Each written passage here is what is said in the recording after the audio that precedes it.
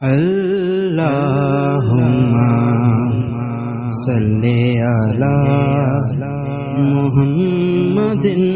وعلی آلہ وصحبہ وسلم۔ آتی ہیں ان کو بیان کر سکتے، اس میں کوئی حرج نہیں، اصول کے مطابق کہ وہ شریعت کے بتائے ہوئے یا کتاب و سنت کی معلومات سے متصادم نہیں، تو یہ متصادم نہیں۔ ہمیں پتہ چلتا ہے کہ سب سے پہلے جو 10 محرم کی اہمیت ہے حضرت نوح علیہ السلام کے دور میں، کہ جب قوم نوح پر عذاب آیا اور اہل ایمان کو اللہ رب العزت نے نجات عطا فرمائی اور وہ ایک کشتی میں سوار ہو کر اس فلڈ سے یا اس سیلاب سے گزر گئے، تو حضرت نوح علیہ السلام کی وہ کشتی جودی پہاڑ کی چوٹی پر جب رکی تو وہ 10 محرم کا دن تھا، یعنی اس عذاب کے ٹلنے کا جو دن تھا وہ 10 محرم کا دن تھا۔ تو یہ ایک یوم نجات تھا قوم نوح علیہ السلام کے مومنین کے لیے کہ کفار کو اللہ نے ہلاک کیا اور اہل ایمان باقی بچے، تو یہ سگنیفیکنس وہاں سے شروع ہوتی۔ پھر حضرت موسیٰ علیہ السلام کے جو قوم ہے بنی اسرائیل، اس کو فرعون سے غلامی سے نجات ملتی، اور غلامی بھی ایسی ہے کہ جسے ہم جانتے ہیں بڑی سخت قسم کی غلامی۔ اللہ تعالیٰ فرماتے ہیں بنی اسرائیل اس وقت کو یاد کرو جب ہم نے تمہارے اوپر نعمتیں کی کہ تمہیں ہم نے فرعون سے نجات عطا فرمائی، یسومونکم سوء العذاب، یہ کوئی آسان بات نہیں تھی، وہ تمہیں بڑا سخت تکلیف دہ عذاب دیتے تھے، تمہیں ایسی غلامی میں رکھا ہوا تھا جو بہت تکلیف دیتی۔ تو اللہ تعالیٰ نے حضرت موسیٰ علیہ السلام کو فرعون سے اور بنی اسرائیل کو فرعون سے جب نجات عطا فرمائی تو وہ دن بھی 10 محرم کا دن تھا۔ رسول اللہ صلی اللہ علیہ وسلم مدینہ منورہ تشریف لائے، آپ صلی اللہ علیہ وسلم نے یہود کو دیکھا کہ وہ 10 محرم کا روزہ رکھتے ہیں۔ آپ نے ان سے پوچھا کہ تم 10 محرم کا روزہ کیوں رکھتے ہو؟ کیونکہ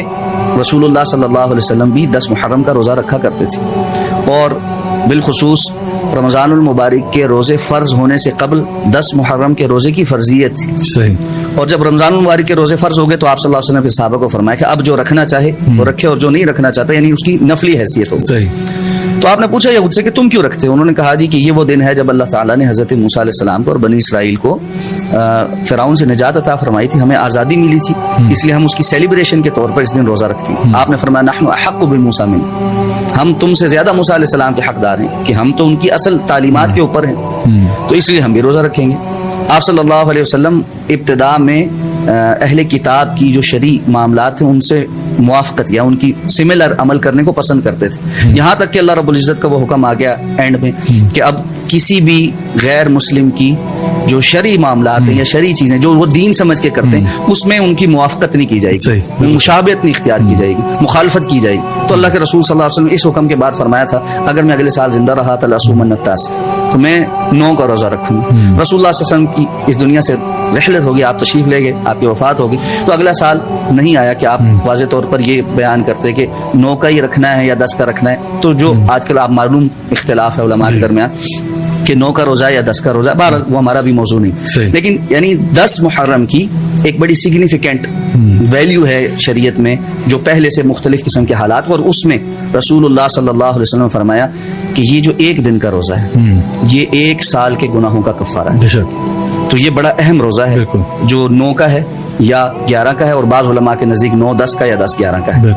تو وہ اختلاف اپنی جگہ، لیکن یہ روزہ بڑا اہم ہے، تو اس لیے اہم ہے کہ اس دن کی ایک سگنیفیکنس ہے اللہ کے یہاں۔ سو کہنے کا مقصد یہ ہوا کہ کوئی بھی دن جو ہے وہ اہم نہیں ہوتا جب تک کہ اللہ تعالیٰ نے اس کو اہم نہ بنا دیا ہو،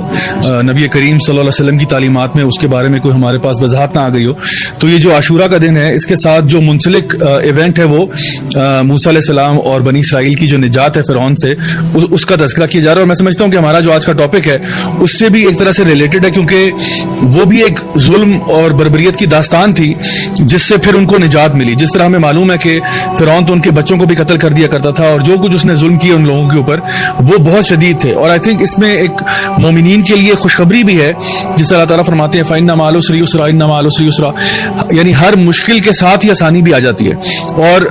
اینڈ میں اللہ تعالیٰ ضرور مومنین کو کامیابی عطا فرماتا ہے، جیسا کہ نبی کریم صلی اللہ علیہ وسلم کو فتح مکہ بھی نصیب ہوئی، اور ہم دیکھتے ہیں کہ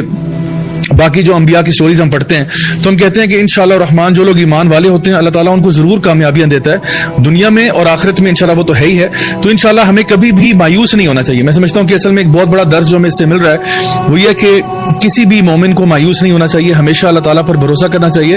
اور اس امید سے رہنا چاہیے کہ انشاءاللہ میں اگر اپنا کام کروں گا تو انشاءاللہ الرحمن اللہ تعالیٰ میرے کام میں برکت ڈالے گا اور اس میں مجھے خیر و عافیت سے باہر بھی نکال دے گا. تو ہم اسی چیز کو مطلب سیلیبریٹ بھی کرتے ہیں ایک طریقے سے. اور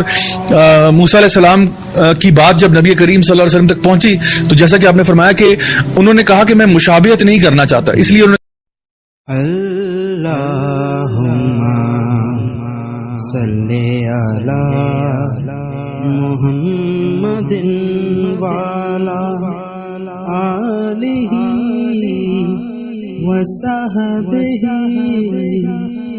وسلم.